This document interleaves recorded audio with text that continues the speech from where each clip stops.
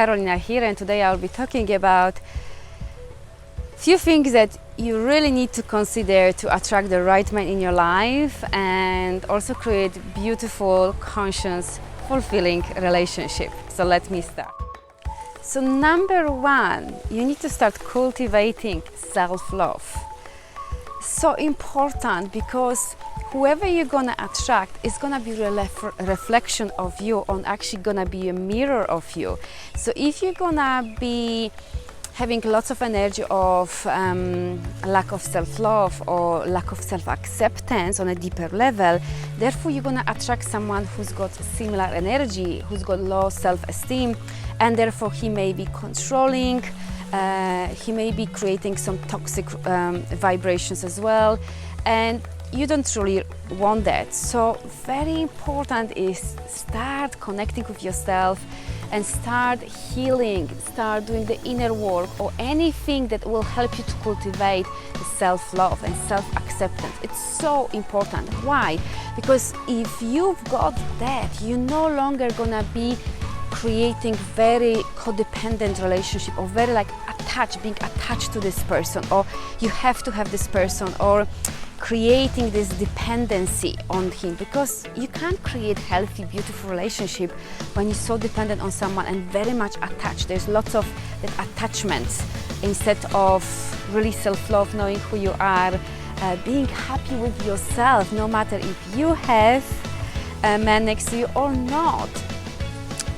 So it's so important. So create some activities, put in your calendar something that makes you happy, make you smile, make you feel pampered and relaxed, and but also come to yourself more, like through meditation, yoga, maybe walking, maybe things that you really love doing. Some people love painting, dancing.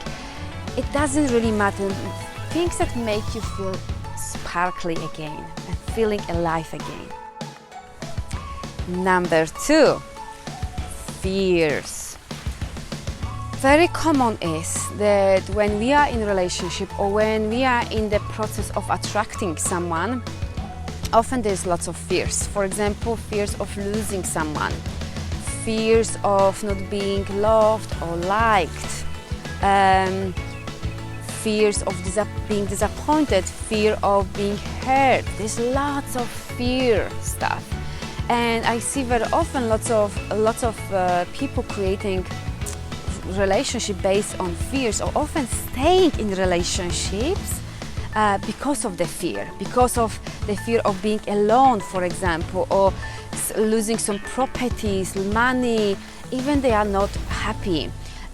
So I'm so inviting you, start really working through your fears. First, number one, discovering your fears, because without awareness we can't change anything. So sit with yourself and truly write down all your fears and be very honest with yourself. You need to be in touch with your truth. If you're lying yourself and not wanting to see the truth, you're gonna be living in illusion, and guess what, you're gonna attract someone not probably right for you, and you're gonna create another illusion, and the relationship is not gonna work.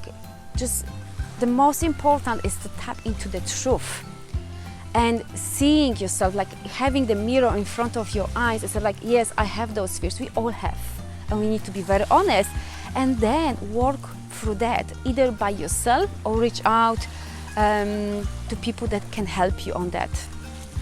So fears, super important to start releasing those fears, and your life generally will start changing a lot if you start releasing those fears. Number three, communication. So important in relationship, communication. This is one of the biggest tools you can truly master and improve your relationship very quickly, or even improve the first phase of dating by just clear, transparent and honest communication.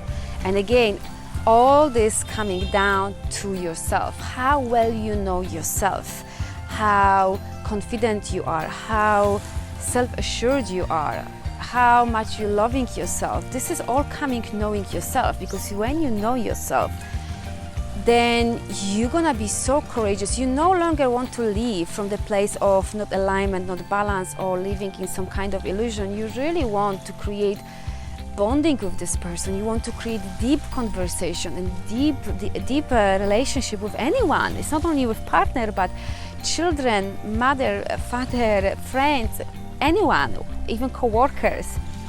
So again, diving deep into yourself and learning about yourself, discovering yourself, it's very crucial. And therefore then changing the way how you communicate. And very important, stop certain patterns. Lots of patterns have a pattern of withdrawing. So if there is something hanging in the air, instead of speaking about this problem, what they do, they withdrawing emotionally. So physically they are there at home, but emotionally they are not there. They really shut down, they put the guards up, they behave differently. I don't want to talk about you, or kind of punishing the partner for example, not allowing sex or good words, affirmations, not being affectionate, and so on. So let's break these patterns and start creating something new, fresh, really deep. So this comes with deep connection with yourself, and therefore very much being open and vulnerable with this person. So often using words I feel, not you make me feel, I feel. Expressing your feelings, being vulnerable where you are, so important. Only that way we can truly connect with other being. Healing your childhood. This is super important, because if, for example, if your father didn't have time for you, or didn't give you enough warmth, let's say through touching or words, you'll be seeking this, more likely you'll be seeking this in your partner.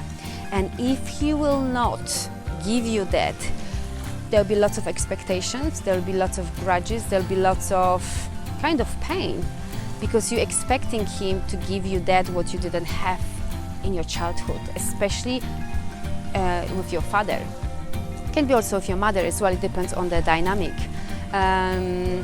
So I want you to sit with yourself and truly see how's your childhood, what kind of beliefs you make there, what decisions you make. For example, if your parents were constantly arguing, you could make a decision at that point of time that love is toxic, love is painful, or whatever is your belief. Just it's so important to dive into, and also the relationship you had with your mother and father when you were a child, because lots of stuff you're gonna constantly bringing in your relationship or in your dating. So sort this out, release that, heal that, and you will feel whole, and you no longer need to drag the past into your current life or into your future. Ask what you need. Ask what you really need.